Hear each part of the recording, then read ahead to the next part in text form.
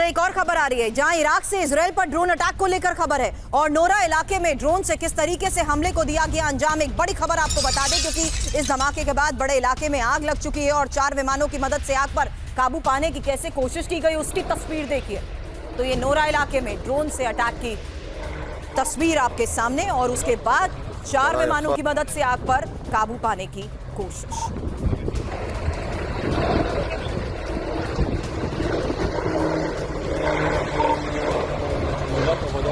طلع يفا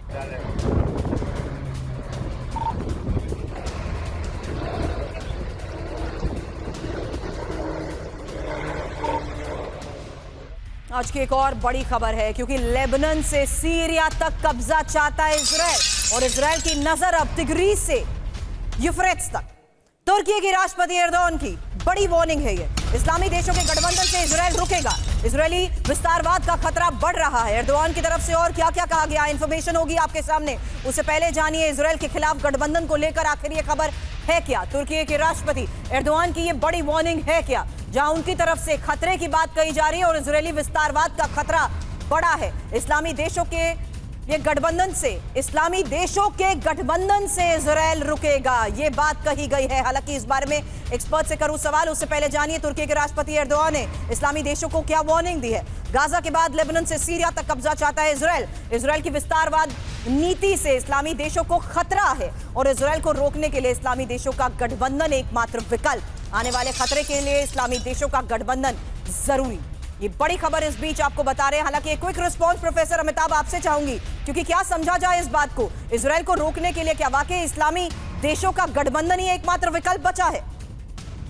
देखिए, इसमें इजराइल से ज्यादा या इस्लामिक गठबंधन से ज्यादा ये तुर्की की राजनीति को दिखाता है। तुर्की के जो लीडर हैं एर्दोगान, वो अपने आप को एक न्यू ओटोमनिज्म कहते हैं, उसको बढ़ावा दे रहे हैं। यानी वो ओटोमन एम्पायर जो था वो उसको वापस लाना चाह रहे हैं। तो ये उनकी पेशकश है। हालांकि तुर्की बहुत कम इस्लामिक राज्यों की बात करता है, लेकिन अब वो बात करने लगा है तो जाहिर है उनकी भी मंशा ये है कि कुछ ऐसा किया जाए कि बाकी वेस्ट एशिया के साथ देशों के साथ मिलकर इजराइल पे दबाव डाला जाए। ये संभव नहीं और इतिहास इसका गवाह है। 48 में, 48 में, 67 में, 73 में ये जितने इस्लामिक राष्ट्र थे या इनके पड़ोसी थे सबको डिफीट किया इजराइल ने। अगर वो गठबंधन बनाते हैं, और वो गठबंधन पहले से भी है, तुर्की उसका पार्ट होना चाहता है। ऑर्गेनाइजेशन ऑफ इस्लामिक कॉन्फ्रेंस पहले भी ये कह चुका है कि वो ये ऐसा देखना चाहते हैं कि जो फिलिस्तीन की जो समस्या है वो 2 स्टेट सोल्यूशन में टर्मिनेट करे।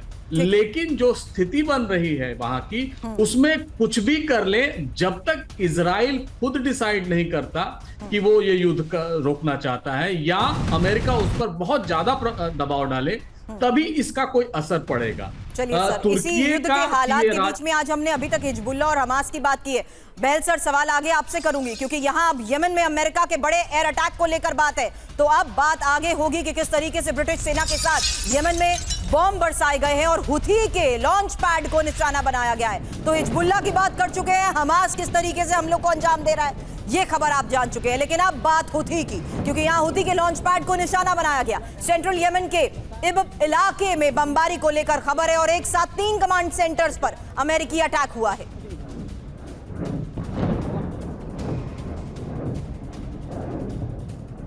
और यमन में एक और अमेरिकी ड्रोन तबाह किया गया है। हुथी ने मार गिराया है MQ-9 reaper drone. Air defence system से अमेरिकी ड्रोन को इंटरसेप्ट किया गया और हुथी के प्रवक्ता याना सारी ने इसको लेकर ऐलान किया है। मारीब इलाके में 8वां MQ-9 ड्रोन तबाह।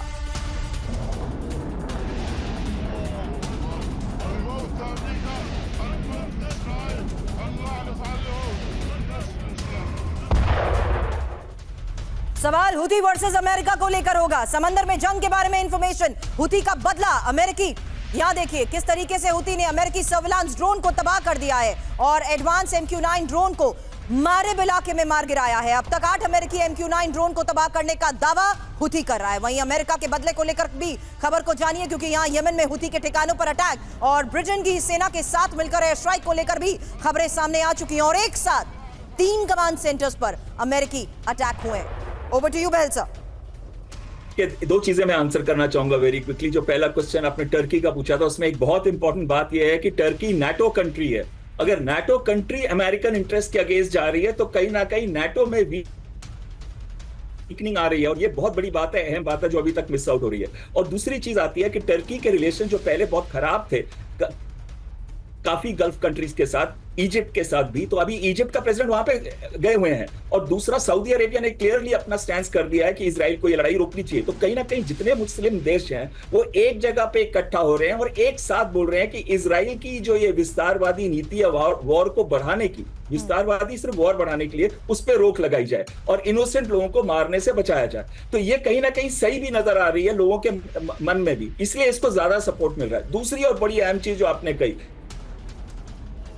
अभी जो यमन से अटैक हो रहे हैं, यहाँ पे कोलिशन है जिसमें यूके और यूएस भी हैं फोर्सेस, और उनके शिप्स भी वहीं डिप्लॉयड है, तो वो काफी महीनों से अटैक कर रहे हैं यमन के अंदर उन एरियाज पे जहां से ये ड्रोन्स या ये कोई बैलिस्टिक या मिसाइल्स जो लॉन्च होती है वहां से, उन एरियाज को वो टारगेट कर रहे हैं ऑन स्पेसिफिक इंफॉर्मेशन। ये नहीं कि वो जनरल बम्बार्डमेंट कर रहे हैं, वो स्पेसिफिक इंफॉर्मेशन में कमांड एंड कंट्रोल सेंटर्स और वेपन इक्विपमेंट डिपोज और ड्रोन्स के जो लॉन्च एरियाज हैं उनको अटैक कर रहे हैं। तो ये सब दिखा रहा है, लेकिन इसका इफेक्ट जो है वो ज्यादा हो नहीं रहा, क्योंकि अटैक्स रुक नहीं रहे। और वो अटैक्स क्यों नहीं रुक रहे? क्योंकि अटैक्स रोकने के लिए उनको बहुत जरूरी चाहिए कि अटैक्स तो कहीं से भी हो सकते हैं, वो पूरा का पूरा एरिया वो नहीं कवर कर सकते। इस वजह से जो पूरा फ्रंट है, कहीं से भी उन शिपिंग लाइंस पे अटैक किया जाता है जो या यूरोपियन या इजरायली है या जो दूसरे देशों की। Understood sir. लेकिन अब एक और वॉर फ्रंट से आ रही आज की बड़ी खबरों को लेकर इंफॉर्मेशन आपके सामने होगी, क्योंकि अब रूस चीन से, हालांकि वर्ल्ड ऑर्डर